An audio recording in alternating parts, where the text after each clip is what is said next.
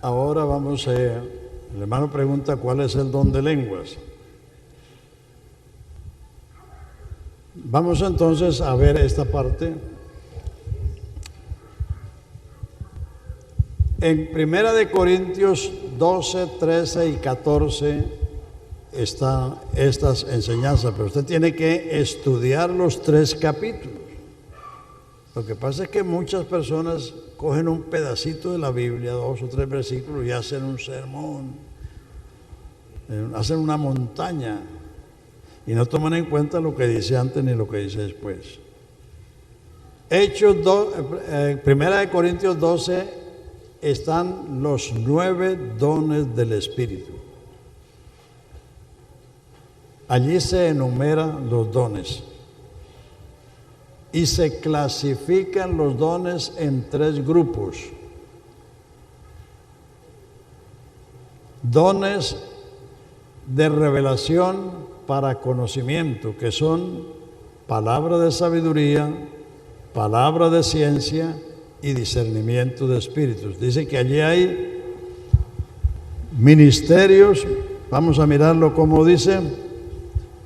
Busquen en su Biblia, hermanos, sean diligentes para que se les quede lo que estamos diciendo en la mente.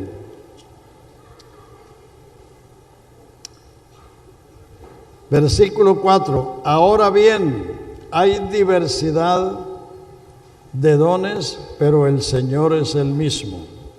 Hay diversidad de ministerios, pero el Señor es el mismo. Hay diversidad de operaciones, pero Dios es el mismo, que hace todas las cosas en todos, es el mismo. Ahí están los 3 grupos. Hay diversidad de dones, diversidad de ministerios y diversidad de operaciones. Hay dones de revelación para conocimiento, que son los que siguen ahí: palabra de sabiduría, palabra de ciencia y discernimiento de espíritus. Esos 3 dones están en la clasificación diversidad de ministerios. O sea que esos dones se manifiestan más en los ministros que en los creyentes. Luego el otro grupo es diversidad de dones, dones de poder para actuar. Entonces aquí están los dones de milagros, don de fe y dones de sanidades. Una sanidad no es un milagro es la alteración o la suspensión de la ley natural. La sanidad es un derecho de los hijos de Dios. Jesús le dijo a la cananea: no es bueno tomar el pan de los hijos y dárselo a los perrillos. La sanidad es el pan de los hijos, es un derecho suyo. Eso no es un milagro, sino es una sanidad que Dios restaura la salud de la persona. Milagro es la alteración o la suspensión de la ley natural. Hablar en otras lenguas al haber recibido el Espíritu Santo es un milagro, porque lo que sabemos hablamos, pero lo que no sabemos no lo podemos hablar. La concepción de María fue un milagro. Es aquí que concebirás. Cuando el profeta Eliseo hizo flotar el hacha del trabajador que se le fue el hacha al río, y él la hizo flotar porque hace flotar un hierro. Y entonces milagro es la alteración o la suspensión de la ley natural. Entonces hay dones de sanidades, don de milagros y don de fe, que son manifestaciones extraordinarias para hacer esas obras. Los 9 dones de Corintios no son ministerios, son manifestaciones. Los ministerios son los que están en Efesios 4. Esos son oficios permanentes. Él mismo constituyó a unos apóstoles, a otros profetas, a otros evangelistas, a otros pastores y maestros, a fin de perfeccionar a los santos para la obra del ministerio. Estos 5 ministerios son el magisterio de la iglesia que el Señor designó para perfeccionar a los santos, para que cada santo pueda cumplir su ministerio en la iglesia. Estos son oficios permanentes. El ministro es un hombre don que Dios se lo ha dado a la iglesia. Por eso el ministro se debe a la iglesia y no la iglesia al ministro. Usted tiene trabajo, yo tengo trabajo, porque hay una iglesia para perfeccionar, para edificar.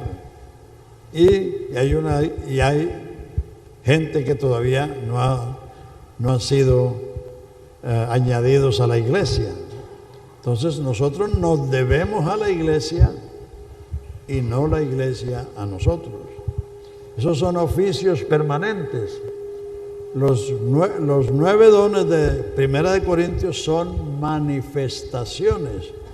O sea, cuando una persona ora por un enfermo y se sana, no es que tiene el don de sanidad, sino que él tuvo la habilidad de operar el don de sanidad. Cuando se hace un milagro es lo mismo. El don de fe es para realizar cosas extraordinarias. Hay personas que han hecho económicamente cosas extraordinarias, que han conseguido dinero para hacer la obra de Dios en una manera extraordinaria, no la forma regular que se hace siempre. Entonces, dones de revelación para conocimiento, dones de poder para actuar, que son dones de sanidades, don de milagros y don de fe, dones de expresión para hablar, y esos son los dones, el don de lenguas, interpretación de lenguas y profecía. Entonces vamos a explicar esto. Eso está explicado en el capítulo 14 de 1 de Corintios. O sea, el capítulo 12 enumera los dones, clasifica los dones.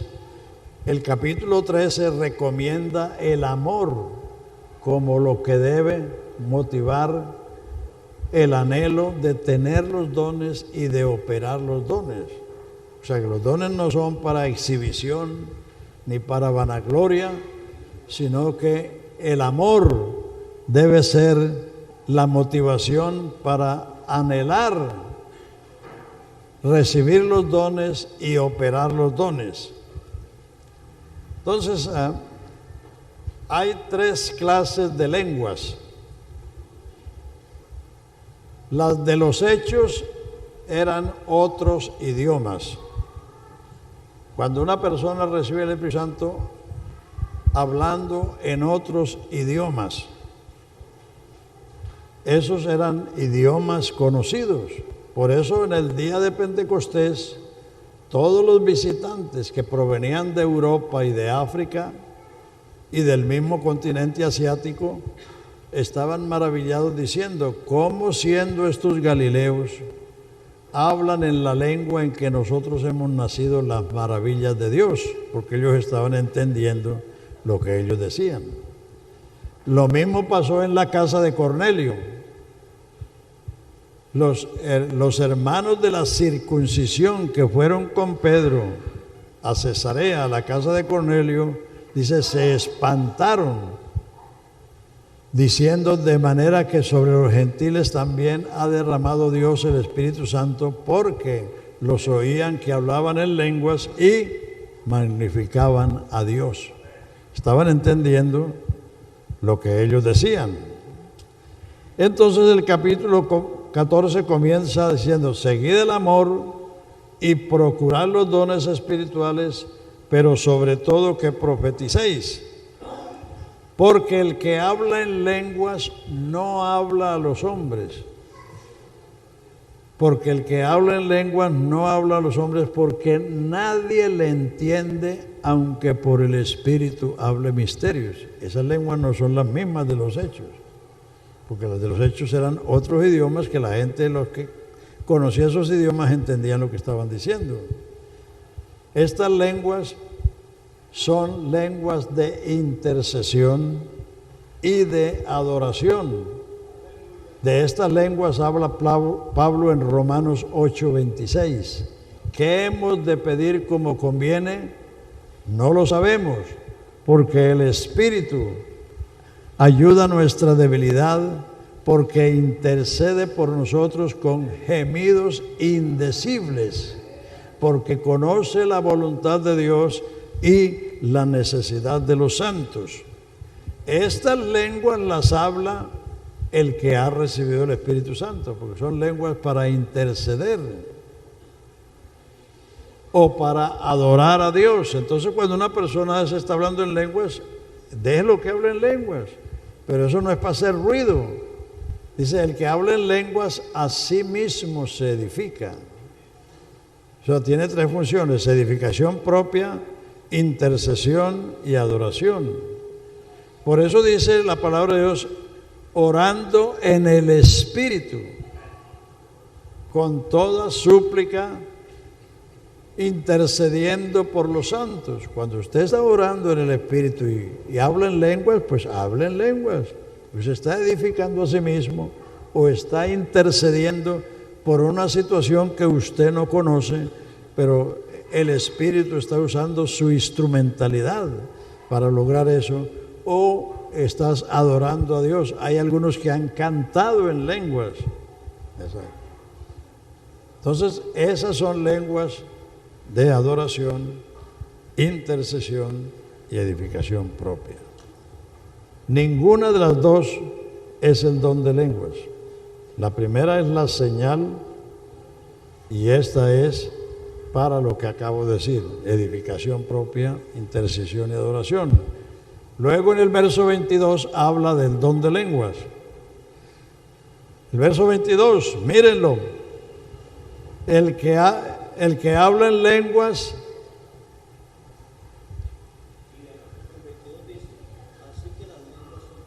exacto, así que las lenguas son por señal no a los creyentes, sino a los incrédulos. Las primeras lenguas, ¿para quién son? ¿Para quién son las primeras lenguas? ¿Para quién? Para los que creen. Estas señales seguirán a los que creen. Pero las otras no son para los creyentes, sino para los incrédulos. Porque ese es el don de lenguas para traer un mensaje. El don de lenguas es exclusivamente para eso, para traer un mensaje en lengua desconocida, y que uno que tiene el don de interpretación lo explica en el lenguaje materno de la iglesia. Y esa operación de esos dos dones es lo que hace la profecía. Pero la profecía en la iglesia está enmarcada en lo que dice 1 Corintios 14, dice, estoy hablando de la profecía, dice, pero el que profetiza, versículo 3, el que profetiza habla a los hombres para edificación, exhortación y consolación. La profecía en la iglesia está enmarcada de eso. Si se refiere a otra cosa, no es de Dios. Eso de que María se case con Benito, eso no, Dios no se mete en eso. Dios dice, el que haya esposa, haya el bien, y el que haya es el que busca. ¿O no fue así contigo? Claro que así fue. Por lo menos conmigo fue así. El que haya es el que busca, y el que haya esposa, haya el bien. Pero hay movimientos religiosos que se han puesto a profetizar un poco de tonterías, que María se case con Benjamín, que se vaya para la China, que se vaya para tal parte. No, la profecía no viene para eso. La profecía tiene ese marco: edificación, exhortación, que exhortar es animar, y consolación. Entonces, por eso Pablo dice: doy gracias a Dios que hablo en lenguas más que todos vosotros, pero en la iglesia quiero hablar 5 palabras con sentido que 10,000 palabras en lenguas. Porque ¿qué os aprovecharía a vosotros si yo viniera hablándoles en lenguas y no con doctrina, no con revelación, no con conocimiento? A usted no les aprovecharía en nada que yo me pusiera a hablar en lenguas aquí. Porque las lenguas tienen su función. Lo que pasa es que cuando la gente no sabe estas cosas, piensan que hablar en lenguas y hacer ruido, piensan que eso los va a calificar como los más espirituales, y lo hacen sencillamente por eso. Pero entonces ahí están las 3 clases de lenguas. Comenzaron a hablar en otras lenguas, otros idiomas. El que habla en lenguas no habla a los hombres, sino a Dios, porque nadie le entiende, aunque por el Espíritu hable misterios. El que habla en lenguas, a sí mismo se edifique. El que habla en lenguas, pida en oración ser interpretada. Porque así como si el instrumento no da un sonido claro, no se sabrá lo que se toca. Si la cítara o la guitarra o el piano, no se sabrá lo que se toca. Dice: así también vosotros, si por la lengua no dieres una expresión clara, ¿cómo se sabrá? Y el que si la trompeta diere un sonido incierto, ¿quién se apercibirá para la batalla? Que la trompeta es para convocar al ejército para la batalla. Entonces, ahí más adelante dice entonces que los profetas pueden profetizar 2 o 3 y por turno, y los demás juzguen. O sea, el que trae un mensaje en lenguas o el que lo interpreta no es el que tiene que imponerlo o aprobarlo. Los que oyen son los que van a juzgar si eso viene de Dios o no viene de Dios. Porque hay personas que presumen ser profetas y entonces piensan que lo que se les viene a la cabeza, eso es una profecía. Hay también espíritus engañadores que quieren meterse en la iglesia para trastornar la iglesia y destruir la iglesia, y eso ha pasado. Eso ha pasado en algunos lugares y en algunos tiempos, porque como la iglesia en sus comienzos es niña, nadie nació grande. En los comienzos de la iglesia en Colombia hubo fanatismo por todas partes, porque fanatismo es celo sin conocimiento. Así es. Entonces, el niño, como no tiene conocimiento, depende de los sentimientos. Pero los sentimientos no son la guía de la vida cristiana. La guía de la vida cristiana es la palabra de Dios. Entonces, pero el niño, como no tiene conocimiento, él depende de los sentimientos. No solamente el niño espiritual, sino el niño físico también. Él quiere hacer lo que él quiere. Él no le gusta lo que el papá le va a decir o la mamá, porque él no tiene conocimiento. Entonces, ninguno nació grande, todos nacimos niños, y en el desarrollo todos pasamos por la infancia, y en ese tiempo de la infancia cometimos errores, fuimos fanáticos, sencillamente porque teníamos mucho celo, pero poco o nada de conocimiento. Entonces, por eso en Corintio habían todas esas cosas. Los corintios tenían desórdenes en los cultos. Dice ahí en ese capítulo: si todos os juntáis en un solo lugar y todos hablan lenguas y entran los indoctos o los incrédulos, ¿no dirán que estáis locos? Porque eso no le dice nada a la gente. Pero si todos profetizan, por todos es convencido, y de cierto que se postrará, declarando que verdaderamente Dios está entre vosotros. Los profetas pueden profetizar 2 o 3 y por turno, y los demás juzguen. Entonces, por eso dice Pablo también a los tesalonicenses 5:23 o 21 por ahí: no menospreciéis las profecías, examinadlo todo, retened lo bueno y absteneos de toda especie de mal. Porque un mensaje puede venir, pero como dije, puede ser un mensaje de Dios, debe estar enmarcado en lo que dice la palabra de Dios. Pero puede ser una presunción de la persona, o puede ser una persona que tiene un espíritu engañador que quiere trastornar la iglesia y destruir la iglesia. Entonces todo eso ha de hacerse, como dice ahí, dice que como en todas las iglesias